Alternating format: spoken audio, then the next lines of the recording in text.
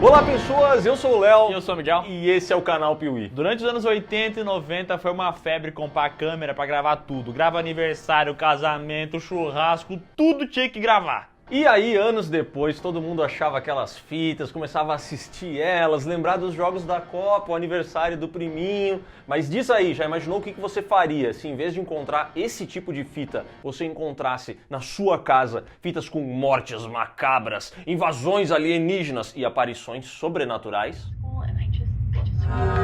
Emily. Eu venderia na net. Boa ideia. O miserável é um gênio! Atendendo a pedidos, hoje nós vamos falar sobre a saga VHS, trazendo o enredo de todos esses filmes, dessas fitas macabras e dando a nossa opinião sobre cada um deles. Então, apague as luzes do seu quarto, coloque logo aí o seu videocassete Panasonic para gravar isso aqui e bora começar de uma vez a saga VHS aqui no canal Piuí. Eu tô aqui, no meio de uma casa, tem uns fantasmas. Pelo amor de Deus, me deixa um like, senão eu vou morrer.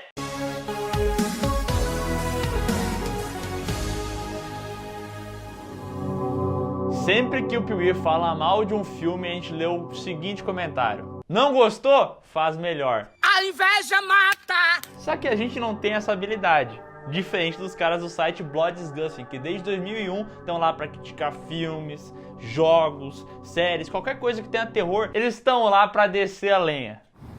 E chegou uma hora que o Brad Miska, o criador do Bloody Disgusting, decidiu fazer melhor, criando uma antologia de horror. Ou seja, um filme que reúne várias histórias, é um compilado de diferentes contos de horror que são colocados ali dentro. Agora eu saquei! E pra isso, o Miska chamou vários cineastas que ele conhecia, largou o projeto na mão deles e falou assim, ó, cada um faz um filme e vamos ver o que acontece. E assim surgiu VHS.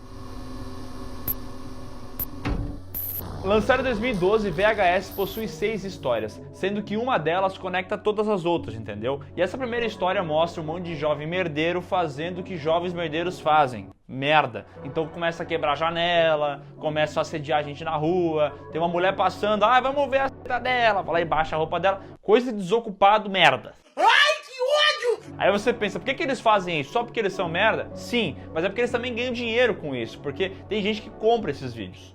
Não à toa, esse pessoal é contratado para recuperar uma misteriosa fita VHS. E eles vão até o local indicado, invadem uma casa, porém, quando entram lá, encontram um homem morto sentado em frente de várias TVs e dezenas de fitas. E eles não sabem exatamente qual a fita que eles precisam pegar. Então, o caminho que eles escolhem é, vamos dar uma olhadinha em várias delas. Deixe de ser espiritualmente burro. E é aí que todas as histórias do filme começam a acontecer.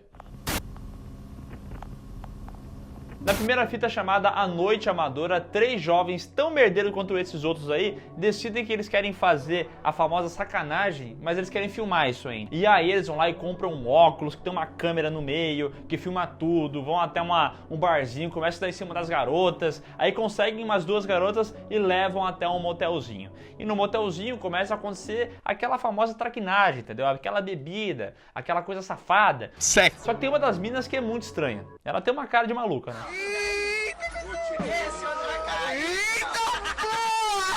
Ela tem cara de maluca e ela tem muita atitude. Então, enquanto a amiga dela bebeu e desmaiou, ela tá ali firme e forte, sensualizando, tirando a roupinha, mostrando aquele pezinho com escamas de dragão, porque claramente esta mulher não é humana. Só que os 3 amigos que estão ali não percebem isso. E o cidadão que tá gravando essa cena toda vai no banheiro tomar um arzinho, porque ele não aguentou a pressão daquela mulher, foi muita atitude pra ele. Então ele vai no banheiro tomar um arzinho e de repente um dos amigos dele aparece com a mão mordida e dizendo que a mulher tá doida.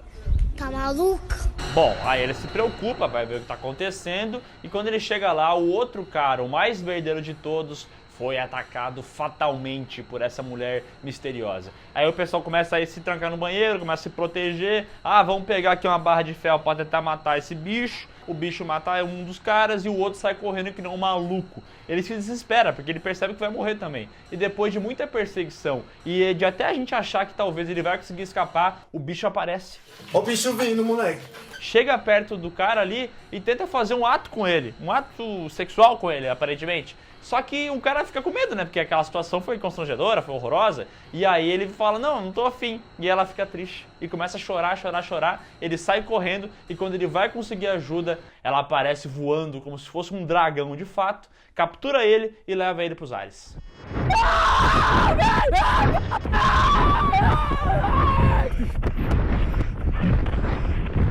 E aí o óculos dele cai lá de cima e encerra o vídeo. Essa primeira história, pra mim, parece ter sido dirigida pelo Hermes e Renato e atuado pelo Hermes e Renato, porque esses jovens são medeiros num nível que é até um pouco exagerado demais, sabe? Eu entendo que tem a gente que é meio bosta na vida real e que age dessa maneira, mas o jeito que eles falam, tipo, olha, vamos pegar as garotas, vamos mostrar os p***inhos. Pega ela, cara! Pega ela de jeito, cara! Ela é brava, cara! É um bagulho tão idiota que me irrita, sabe? Isso me irrita! E essa é uma coisa que vai me incomodar em várias histórias que a gente vai ver aqui, que são os diálogos, que pra mim são muito mal escritos. Mas eu também vejo um lado bom em VHS, que essa construção, apesar de inicialmente ser lenta por conta desses diálogos ruins, quando chega da metade pra frente, dá pra notar que eles conseguem criar um horror aqui. E essa ideia da mulher, que é um súcubus, um demônio que tá atrás dessas relações sexuais, da energia vital das vítimas dela, é muito interessante pra mim, entendeu? É, assim, como eles filmam nesse negócio found footage e tal, o negócio amador, a perseguição ela fica muito mais realista, porque, tipo assim, contribui pra essa perseguição ser enervante, de te colocar na ponta da cadeira, porque tu fica assim, será que o cara vai conseguir escapar ou não? E isso que é a única coisa, pra mim, positiva desse curta. E se você se interessou por essa primeira história, fica a dica, tá? Foi feito um longa, baseado em tudo isso, chamado Siren. Tudo bem. Bom, essa história acaba e a gente vê que o jovem que estava assistindo desaparece e aparece um outro jovem para assistir a próxima fita. Nesse segundo segmento, um casal tá curtindo uma nova lua de mel quando o homem é abordado em algum momento por uma mulher que pede carona pra ele. E ele fala assim, não, a gente tá curtindo aqui nossa viagemzinha 2 e tal, não vamos te dar carona. O problema é que quando anoitece, essa mulher que teve a sua carona negada começa a espionar os dois. E pior do que isso, ela invade o quarto deles, rouba $100 da carteira do cara e ainda pega a escova de dente dele e coloca na privada. Aí ela pegou pesado, hein? Zoou. Que maldade você fez comigo. Bom, mas vida que segue, no dia seguinte o casal tá de boa, aí o cara fala, você pegou $100? A mulher, não peguei não. Fico nesse papinho e tal, fico lá andando numas pedras, faz uma coisa ou outra, nada de muito interessante, nada que chama a nossa atenção. O que chama a nossa atenção é que na noite desse dia aparece de novo essa mulher filmando, né, porque nesse filme as pessoas têm que filmar pra gente poder ver o que tá acontecendo, né. Então ela tá filmando lá a galera dormindo, pega a faquinha, bota no pescocinho do cara e enfia. E nesse momento a gente percebe que ela não mata a mulher desse cara e a gente pensa, ué, por quê? E assim, no final do filme, no espelho do banheiro, revela-se que esta mulher que matou o cara é a amante da mulher dele. Tá rolando uma traição aí. Chame-o de corno, vê se eu não meto a mão em você. E esse segmento é muito fraco. É impressionante como é sem graça, sem sal nem açúcar essa parada. Não é nada isso aqui. E esse segmento aqui, ele tem um outro problema que vai me incomodar várias vezes em VHS, que é, por que estão filmando isso? Porque assim, quando a gente vê uma obra de found footage como A Bruxa de Blair, que está sendo produzido um documentário, a mesma coisa com Hack, que tem uma equipe de reportagem indo lá investigar os bombeiros, fazer uma reportagem com eles, faz sentido ter uma câmera ligada. Agora, tem muitas histórias em VHS que simplesmente não faz sentido ter alguém filmando, e essa é uma delas. E o pior de tudo, não precisavam estar filmando e filmaram uma coisa desinteressante. Chato! E a próxima história é terça-feira 17, onde alguns jovens vão até uma floresta, porque o Wendy convidou para dormir numa cabana e tal. Aí você pensa, jovens numa cabana no meio da floresta. Não é inovador isso, né? A mesma coisa de sempre. Talvez os diálogos sejam. Talvez a construção dos jovens seja uma parada completamente nova. E, meu amigo, os jovens são tipo assim, ó. Olha, vamos fazer algumas traquinagens nessa floresta. Oh, meu Deus, você é uma gostosa. Me mostra o que você tem aí embaixo da saia. Meu Deus, que bumbinha mais deliciosa. Cara, na moral, se todo jovem dos Estados Unidos é assim, eu não quero ir pra lá nunca. Cara, os diálogos desse segmento em específico são muito ruins, cara. Meu Deus, como é ruim o texto disso aqui, brother. É horrível. Ridículo. Os jovens estão ali e aí a Wendy começa a aterrorizar eles, dizendo que no passado alguns amigos morreram. E eles falam, opa, morreram? E ela diz, não, é brincadeira, é brincadeira. Só que logo começam a acontecer coisas muito bizarras. E eles estão gravando tudo isso sem a menor necessidade. E aí começa a aparecer um demônio interferência. Eles estão gravando, aparece uma interferência. Na verdade a interferência acontece até de imagens do passado, tipo um cara morto no lago, uma mulher morta numa árvore. Tipo, a interferência do demônio muda o que tá sendo gravado, entendeu? A gente pensa, cara, que loucura é essa? Eu tô sentindo cheiro de merda. E eles vão lá e chegam pra Wendy. Wendy, você trouxe a gente aqui pra quê? E ela fala, no passado os jovens morreram. É sério? Não, brincadeira. Tipo assim, isso acontece algumas vezes, entendeu? Eles fazem essa pergunta e ela responde algumas vezes mentindo. É que os jovens não lembravam da história do passado. Nenhum deles, apenas a Wendy. Só que quando chega no momento em que dois desaparecem, porque eles foram capturados pelo demônio, um terceiro jovem chega e diz assim, ai Wendy, cadê nossos amigos? Opa, peraí, eu tô lembrado agora que eu acho que uma vez uns jovens desapareceram aqui, hein? You were serious earlier, weren't you? About the murders? I remember reading about it now. It was like 4 kids were killed and the guy, they said the guy was like insane. Tá brincando comigo, pegadinho? Pô, cara, que texto vagabundo, brother. Precisava fazer o cara se lembrar milagrosamente naquele momento que jovens desapareceram. Cara, muito podre o texto, velho. Ridículo. Daí no final a gente descobre que a Wendy convidou esses jovens pra servir de isca e esse demônio tá matando todo mundo. Até que fica só a Wendy. E a Wendy começa a fugir, estilo Esqueceram de Mim, porque tá cheio de armadilha na floresta. O demônio é interferência, mas a armadilha consegue pegar aquele demônio que só é visto pela câmera, entendeu? Ele vai lá e pega o espeto no pé, aí pega o negócio não sei aonde, e depois de muita perseguição, ela fala, oh meu Deus, vou conseguir dar um jeito de matar esse cara. Mas ela não consegue, é capturada e morta.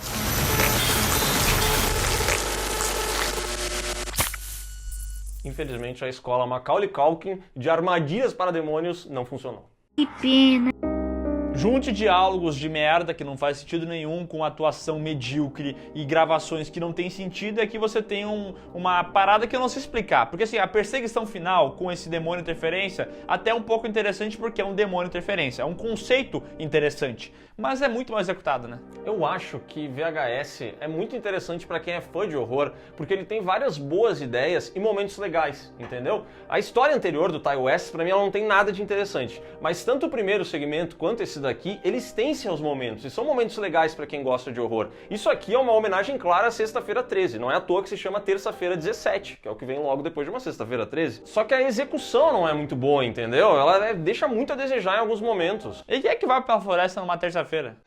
Vagabundo! Bom, sempre que uma fita termina, mostra que alguém tava assistindo e tal. E tinha um cara morto atrás de um deles, daqui a pouco esse cara morto desaparece, aparece outras pessoas assistindo. Tem toda essa parada, essa história que conecta as pontas. A próxima história é a da Emily, uma jovem que conversa através de videochamadas com o seu namorado James. Ele é um estudante de medicina. E nessas conversas ela fala, James, tô sentindo um caroço aqui no meu braço. Tá meio estranho isso aqui e tal, não sei o que é. Mas eles seguem conversando até que uma criatura fantasmagórica, uma criança fantasmagórica, aparece no vídeo dela. Emily. E essa cena é bem assustadora, porque como eles estão sendo gravados por webcam e tal, e a qualidade é muito baixa, tu não consegue pegar muitas informações de como é que é aquela figura que aparece. E as conversas vão evoluindo, e cada vez mais a gente percebe que a garota está sendo perturbada de verdade por aquilo tudo. E só que depois de um tempo ela meio que não se importa mais com os fantasmas, ela não sente medo deles, na verdade ela quer conversar com eles para tentar entender o que está acontecendo. E é muito estranha a posição do médico. Inicialmente faz sentido, ele fala, não, vamos ver isso aqui de uma forma mais científica, isso tá falando não faz sentido, eu vou te ajudar e tal. Mas com o passar do tempo ele começa a parecer mais negligente do que ele deveria, né? Irresponsabilidade. E tudo isso é explicado em uma nova noite, quando eles conversam, novas criaturas fantasmagóricas aparecem e dessa vez elas colocam a Emily pra dormir. E aí, enquanto a garota tá apagada, passa um leve tempinho e chega o namorado dela, o James, que dizia estar em outra cidade, muito distante de lá. Ele aparece ali e a gente descobre que aquelas criaturas não são fantasmas, mas seres alienígenas. E o James surge ali corta as costas da namorada dele e tira lá de dentro um alien bebê, revelando que ela era uma barriga de aluguel de ET. Costas de aluguel, no caso. Bom, ele ainda comenta com aquelas figuras que, tem que pegar aqui a Emily e fingir que ela se acidentou. E aí no dia seguinte, ou na semana seguinte, não fala o tempo correto, a gente vê eles conversando novamente por videochamada. Ela tá toda machucada, cheia de cicatrizes e tal. E aí eles meio que continuam esse namoro deles, eles continuam se amando. Só que aí vem um detalhe importante, porque mostra que esse cara tem o costume de fazer isso com várias outras pessoas. Ele tem várias namoradas em que ele fica incubando com alienígenas, porque ele conversa com uma outra garota que tá passando pela mesma coisa. E é muito interessante que no início desse segmento, a Emily comenta sobre um acidente que ela teve no passado, que ela não lembra muito bem, umas coisas estranhas aconteceram. Então ele vai usando essas pessoas durante um bom tempo para fazer esses testes aí com os alienígenas, entendeu? E esse segmento aqui eu acho bem interessante. Mas assim, o que eu acho legal de VHS é quando as gravações e o texto faz sentido. O diálogo desses dois jovens é um diálogo natural, eles têm experiências do passado, eles perguntam coisas que uma pessoa normal perguntaria, então é isso que faz tu se colocar na história. Nos outros casos é complicado pra mim porque é um texto tão bizarro, tão absurdo, tão mal escrito, que eu só me tiro do filme, entendeu? E aí a gente vai pra última parte daquele segmento dos caras que estão atrás da fita. 3 dos 4 amigos já desapareceram e aquele cidadão que estava morto assistindo TV também sumiu. Resta apenas um dos garotos que começa a andar pela casa atrás dos amigos dele e encontra um dos caras decapitado. Ele continua caminhando quando de repente é atacado pelo cidadão que estava lá morto em frente à TV, que virou uma espécie de zumbi.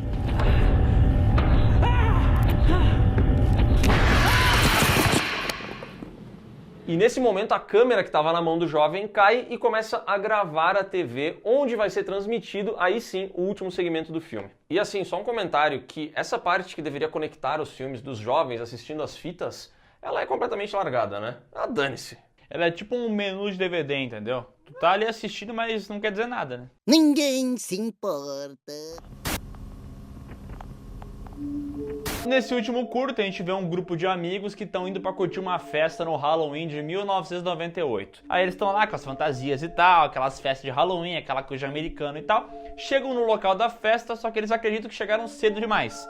Eles pensam, bom, já que nós estamos aqui mesmo, vamos investigar esse local pra ver o que a gente encontra. E assim eles chegam num sótão, e nesse sótão tá rolando um ritual muito estranho. A sword is upon the mighty men, and they shall be dismayed. Inicialmente eles pensam que tudo aquilo ali é parte da festa, que a galera tá comemorando, tá brincando de ritual macabro, entendeu? Porém, logo... Mas logo fica claro que trata-se de uma seita. E aí umas forças invisíveis começam a jogar essas pessoas no teto e os garotos saem desesperados dali pra ir embora da casa. E eles têm uma dificuldade para achar o caminho de volta, porque a casa é muito grande, parece a mansão do Gustavo Lima. Só que quando eles chegam na porta, que eles estão prestes a sair, aí um dos caras fala assim, ai, mas a gente podia ajudar aquela mulher que estava no meio daquele ritual, né? E daí eles voltam lá pra cima. Ai, meu Deus, como me incomoda isso, cara. Decisões burras. Burrice. E aí me chama a atenção, né? Porque o cara que tava na produção disso aí é o cara que tem o site lá que critica os filmes. Assim como o Piuí critica filmes também. Assim, se eu fosse fazer um filme um dia, eu ia tentar evitar de colocar os maiores clichês do mundo num filme. A não ser que eu fosse fazer piada com isso, entendeu? Agora eu vou lá e respeitar o clichê de decisão burra de jovem? O que é isso? Mas é burro! Cara, é difícil de engolir essa parada, né? Todo mundo assustado, morrendo de medo, de repente eles voltam pra lá. E, enfim, rola uma lutaria, uma brigação, eles conseguem libertar a garota e escapam com ela de carro. Só que no momento que eles estão andando de carro, de repente o automóvel para de funcionar. A mulher é teletransportada para fora do carro, ela desaparece, aparece fora do carro e eles percebem que estão presos dentro do carro em uma linha de trem. E o trem está vindo em direção a eles e eles não conseguem sair porque eles interromperam um exorcismo. E aquele demônio matou eles ali, atropelados pelo trem.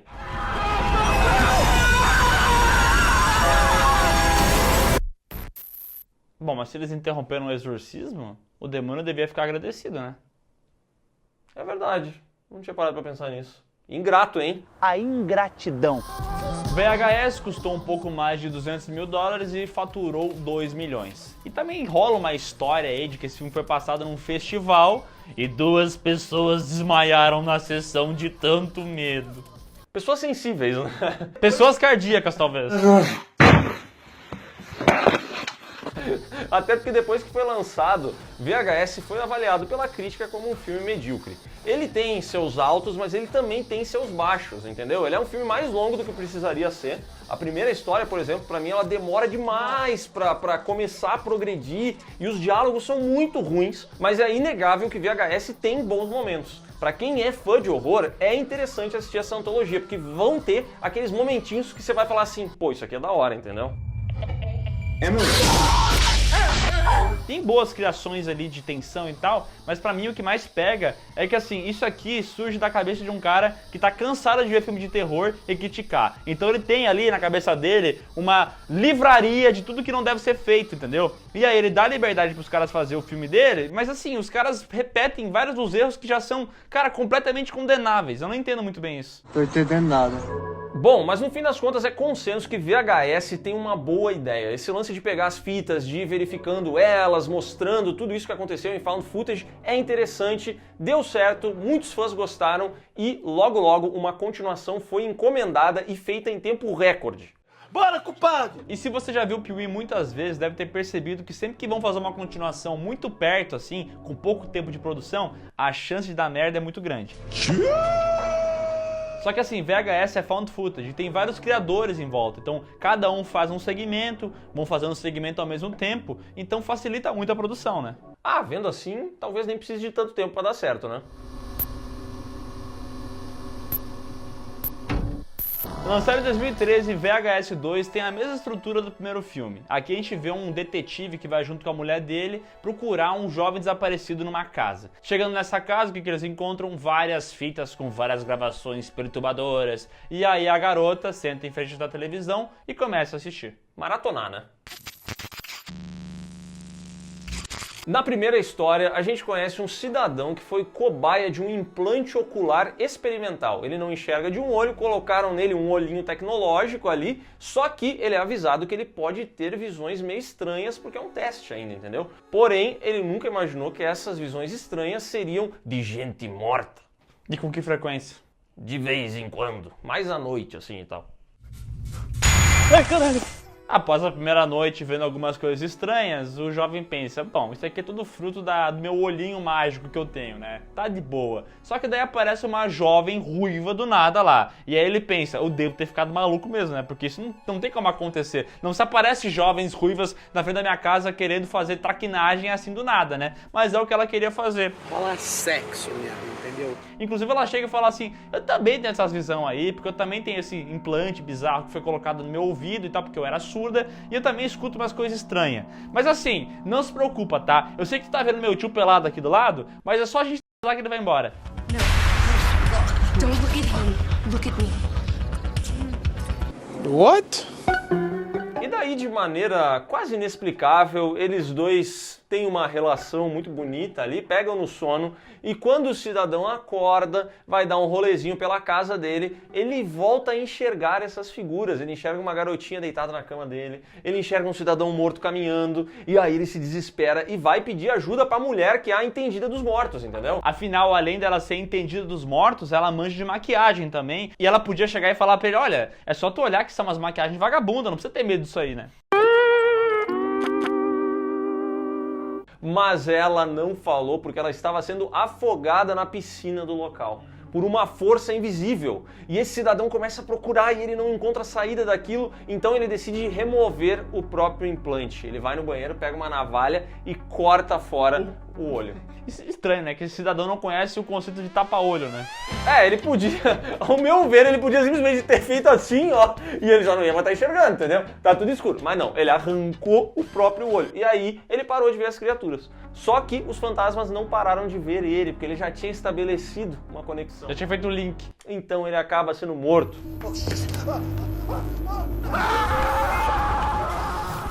Assim, essa primeira história, ela beira o inacreditável. Que nem eu falei, O cara bota um implante no olho, esse olho filma as coisas, a jovem quer ficar com ele porque sim. Cara, a parte do olho eu acho muito legal. Eu acho muito legal a ideia dele ter colocado um implante que começa a trazer umas visões que não deveriam aparecer. Só que é mal desenvolvido. Primeiro porque o implante grava coisas, então tem todo um lance, um drama de ele assim, mas vai gravar, eu vou estar fazendo xixi, vai gravar, eu vou estar com outras pessoas, vai gravar, e isso morre, porque não é usado pra mais nada. E assim, é um olho só.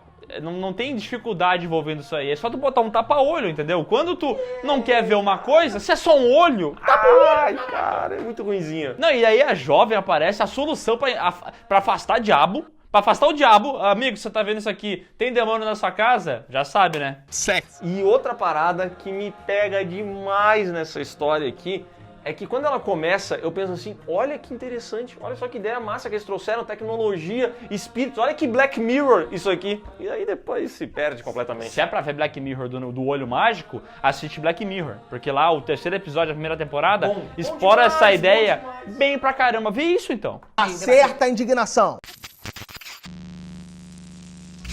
A próxima fita assistida pela mulher detetive é o passeio no parque. Um cara lá tá andando de bicicleta, ele bota uma câmerazinha no capacete, fala com a mulher dele e vai dar o rolê. No meio do rolê, ele encontra uma mulher desesperada, sangrando, pedindo ajuda. Ele vai ajudar ela e acaba sendo mordido. E assim a gente entende que ele está sendo atacado por zumbis. E depois que ele briga com algum desses zumbis e tenta se defender, cara, não adianta muito, ele foi mordido. Então ele eventualmente vai virar um zumbi também. Só que esse aqui é um zumbi diferente, porque é um zumbi com câmera. E aí ele pode filmar o dia a dia dele. E assim começa o Discovery Channel de como vivem os zumbis. Em pouco tempo, a fome dos zumbis começa a aumentar. E assim eles percebem que precisam se alimentar. Mas vou dizer uma coisa, é bem interessante essa parada aqui, é uma ideia legal que eles tiveram de mostrar como que é o zumbi atacando. E eu vou dizer uma coisa, eu tô brincando aqui com o texto da parada, mas eu gosto desse aqui, porque de fato é o dia a dia dos zumbis, entendeu? Porque assim ele encontra outros zumbis, aí eles vão lá e matam uma galera. Ou no aniversário de criança. No aniversário de criança, começa a comer geral. E assim, cara, é muito, assim, meio cômico, meio interessante, tem um tom diferente isso aqui. E depois de passar o rodo naquele aniversário, o zumbi cinegrafista, ele pensa, pô, mas eu tô aqui escutando a voz da minha mulher no telefone. Ele meio que lembra dela, entendeu? Ele é um zumbi, mas ele tem memórias da mulher dele ainda. Tem um momento de sanidade quando ele ouve a voz dela, né? Ele pega uma arma que tinha no chão e se mata. A cabeça dele voa assim. E esse segmento aqui foi co-dirigido por um dos co-diretores de A Bruxa de Blair. Olha só, tá de volta aqui. O Eduardo Sanches. O próprio Eduardo Sanches está aqui para um dos momentos mais cômicos de todos esses pequenos segmentos aqui, mas também é interessante, é divertido isso daqui, né? Esse eu gosto, assim, perto dos outros eu achei bem da hora isso aqui. Tá bom. E a fita seguinte é Paraíso Seguro, e essa aqui é uma das mais lembradas pelos fãs da saga e tal, porque ela é bem memorável. Nela uma equipe de filmagem com 4 pessoas vai até um templo da Indonésia, onde tem um culto estranho envolvendo aquela parada toda. Lá eles conhecem o Pai, Criador infalível do universo. O Pai. Como é chamado esse líder do culto. E aí eles andam ali pelo templo e tem várias professoras, tem várias crianças ali, tem uma galera ali dentro vivendo esse negócio, entendeu? É tipo o Henrique Cristo mesmo, né? Tipo o Henrique Cristo e as Henrisettes, né? Pô, as músicas das Henrisettes são muito fodas, cara. Henri veio libertar, libertar. E depois de alguma caminhada e de mostrar pra gente um lugar muito estranho, cheio de símbolos, meio pesado, assim, é um ambiente pesado, eles chegam até a dita cuja entrevista com o Pai. E aí eles começam a fazer a entrevista e a mulher que é casada com o entrevistador começa a passar mal. Começa a sentir ânsia de vômito. E a gente descobre que ela meteu guampa no entrevistador, porque ela teve relações ali com outro cara da produção, entendeu? E aí já fica aquele clima de ratinho, quem é o pai, né? Que vai ter filho nisso aí. Se a mulher tá com vômito, tá com ânsia, ela tá grávida. E ela afirma que o pai é o colega de produção ali, não é o marido, não. Ele não é o pai! Ele não é o pai. A mulher dele reclamou, mas ele não é o pai. Você não é o pai.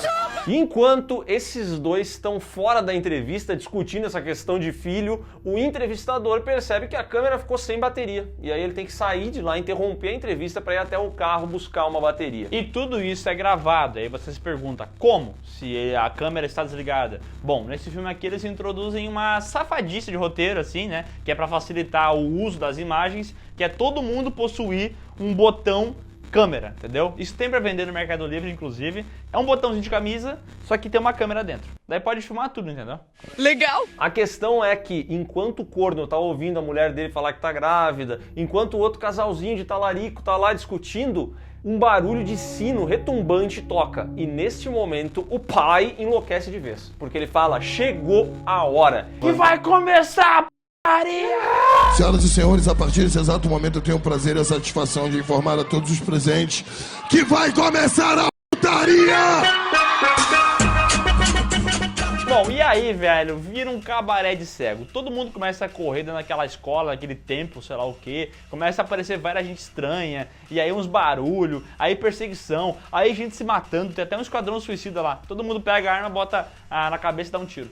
E conforme começa a rolar esse suicídio em massa, a grávida é capturada. Ela é levada por algumas mulheres e aparentemente o pai vai para onde ela está. E o resto da galera fica tentando salvar essa mulher, né? O marido dela tenta, mas, coitado, é corno. Acaba ajoelhado e toma um tiro na cabeça. E o talarico chega até onde a mulher está.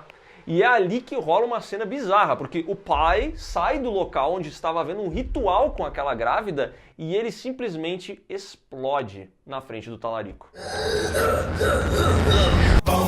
Bom, ele tenta salvar a mulher, só que daí a mulher começa a parir um monstro gigantesco, que é, sei lá, um monstro metade bode, metade gigante, eu não sei, é uma figura bizarríssima. Aí o cara talarico fica com medo, sai correndo que nem um maluco. Aí ele começa a encontrar vários zumbis no meio desse caminho, ele tenta fugir, ele tenta fazer de tudo, até que ele finalmente chega no carro e começa a fugir que nem um maluco. Ele pisa como se ele fosse o Toretto, só que ele tava meio torto das ideias e acaba levando uma cabeçada de bode no carro e cai, se quebra inteiro. E quando ele vai sair do carro, aparece a cabecinha de um bode lá em cima e fala: papai?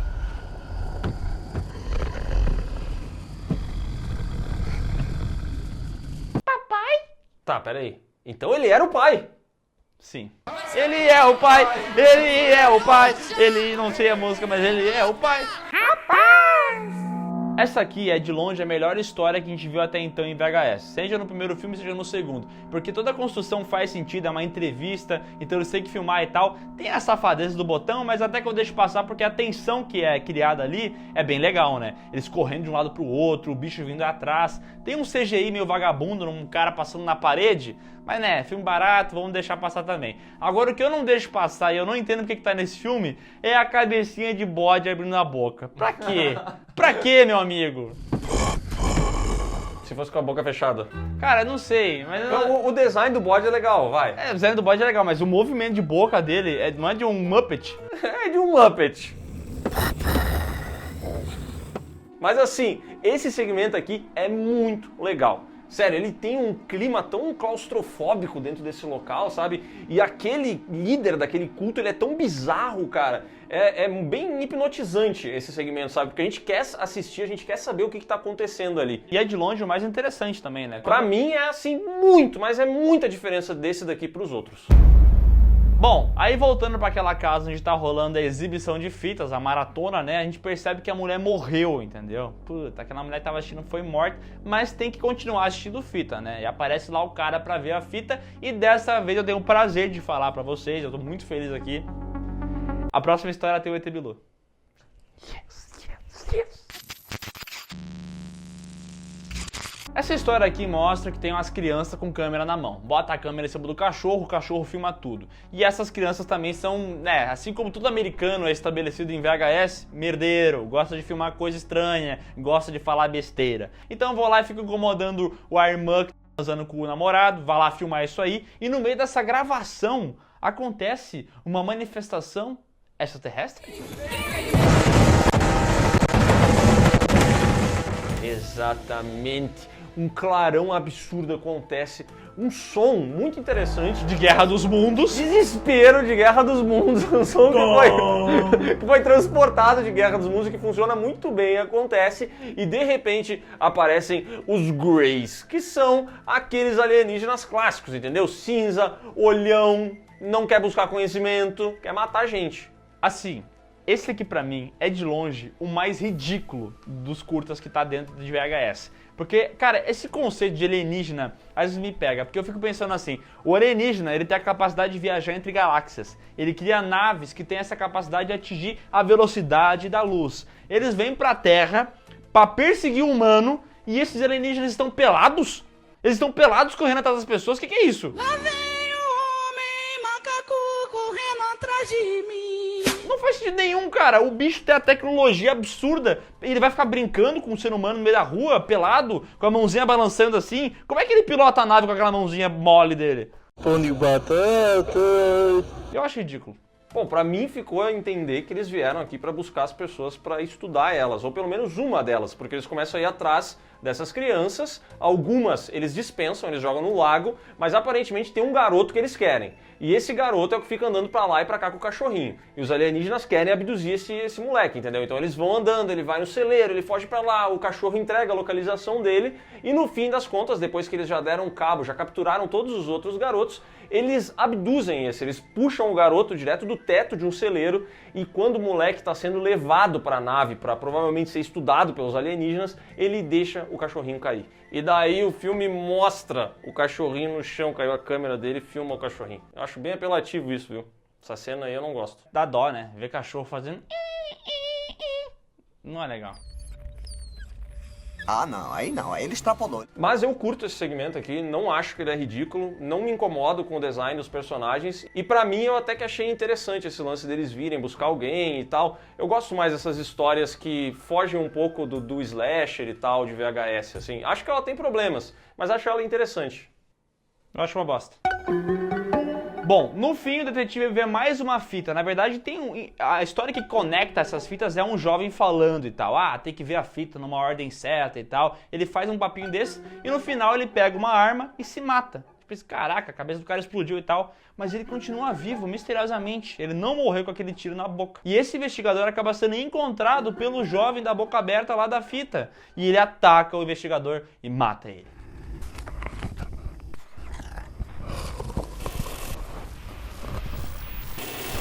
E a gente vai ver mais sobre esse conceito das fitas, o que elas representam nos próximos vídeos dessa saga. VHS 2 custou ali seus 300 mil dólares e faturou 800 mil. Mas isso é coisa de cinema, né? A gente não sabe como é que é a venda de aluguel digital, DVD e tudo mais. Esses filmes eles têm um lançamento muito limitado em cinema, né? Até porque não é o tipo de coisa que as pessoas vão ir assistir, não é adequado para vários lugares. Então o foco deles sempre é a venda digital, DVD, esse tipo de coisa. As críticas foram mais positivas do que no primeiro. Afinal, tem o segmento do demônio tailandês, que pra mim é de longe o melhor de todos. E assim, é muito mais interessante, né? Mas assim, eu acho que também corre naquela parada de ter várias histórias sem sentido, de ter diálogos toscos. E assim, eu não curto tanto, mas eu acho melhor que o primeiro também. Eu acho esse daqui consideravelmente melhor do que o primeiro. Pra mim ele não é arrastado como o primeiro é.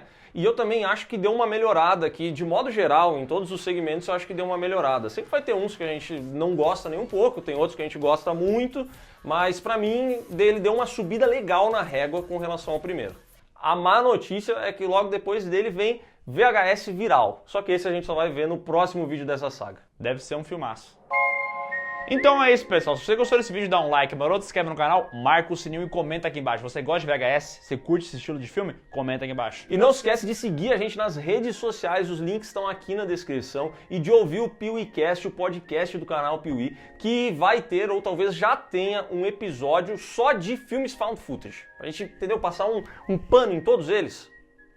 Passar um pano não, né? Pra gente olhar todos eles. Quer dizer que tu vai defender mesmo que esteja errado? Eu vou defender todos eles com unhas e dentes.